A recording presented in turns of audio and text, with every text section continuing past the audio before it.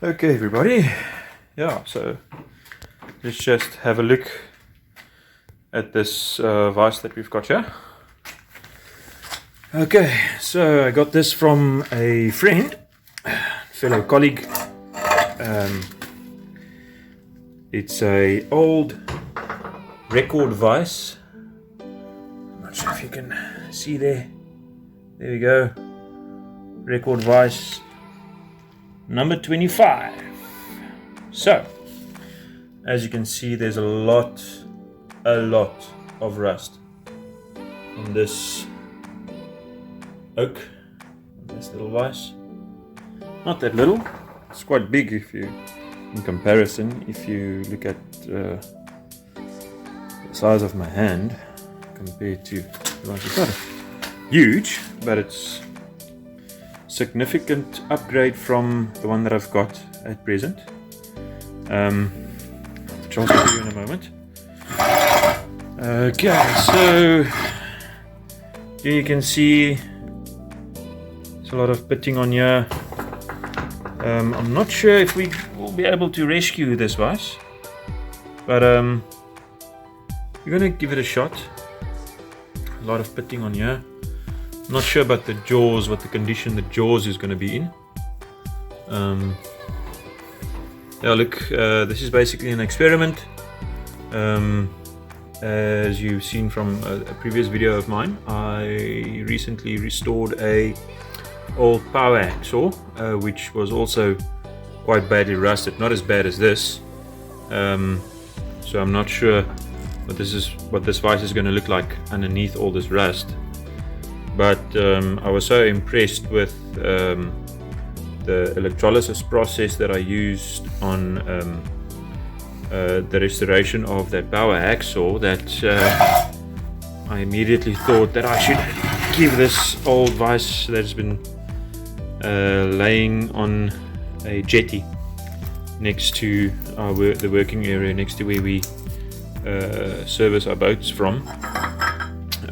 So I immediately thought that I should maybe give this a try. If it doesn't work, then at least I didn't pay for it. So yeah. So this is my old vise that I've got. It's a pretty generic vise. I've also had for quite a few years, and it's served me quite well actually. I'm not too heavy on vices, as I don't have I'm not that a big don't have big stuff that I need to clamp in vices, so I don't treat them all that bad. Nevertheless, this one did give up after a few years. I think it's the lead screw or the nut inside that's actually stripped, but it does work, does take it in and out. But as soon as you clamp it, and you can sometimes just hit it and then it'll close. So you just get to that point there for you, and then I can show you. You see that's stuck now, so if you just need to hit it every now and then to just get the nut in it thing engaged, so it's definitely broken, you know.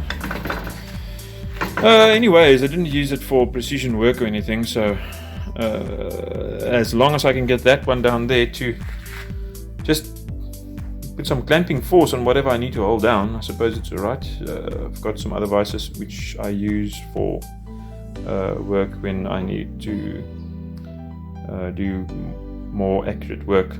So yeah. So this video will, I'm not sure, I'll probably also do this in 3 parts, same as the previous one, 3 or 4 parts. Will be of restoring this old record number 25 vise. Okay, so let's get it to work. So the plan of action would be to get that vise into a container. So that's what I used for the power hacksaw's parts. That's too small. It's not going to go in there. Well, it'll go in there, but it's probably not going to fit properly. I won't have coverage all around. So the next option was to put this vise lengthwise in there.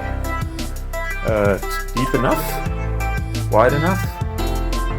So yeah, I'll show you a video of that. What I'm going to do is I'm going to first do the electrolysis, see how much of the rust I'm going to get off there, and then once I've got all the rust off, all the rust off all the major parts and stuff, I can start cleaning it up and see if I can get that get some of the moving parts to free up, because as you can see, this is locked up solid. I've tried beating it and kicking it and all sorts of things, but that's seized up properly. This vise also has like a quick release mechanism, which to me doesn't seem like it's ever gonna work again. But I'll do my best and see what I can do with that as well. Yeah, well, all you can do is try, hey? So, first course of action would be getting this vise into the electrolysis, getting most of the surface rust and stuff off, and then we'll go from there. So, let's do it. Shabba!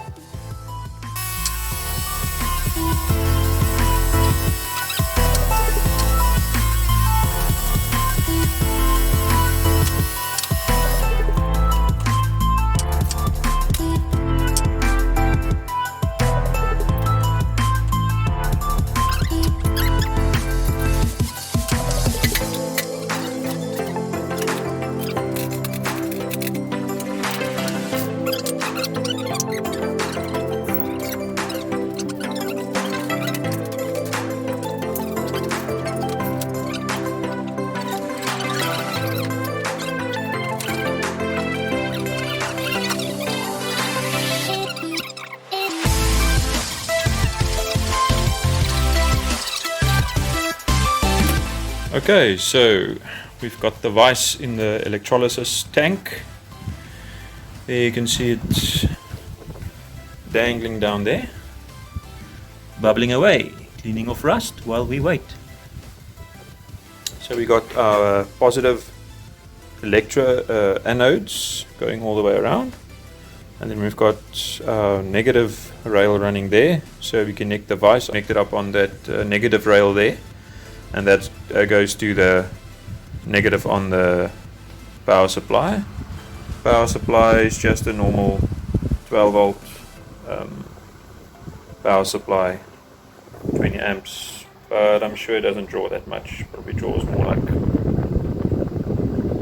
depending on what you've got going on in the tank. And then I've got the fan running there that just cools down the power supply, because it did generate quite a bit of heat with the previous project that we ran, and also the fan just disperses all the hydrogen and oxygen that's generated from the electrolysis. I'm sure it's not really necessary, but it just feels me a little.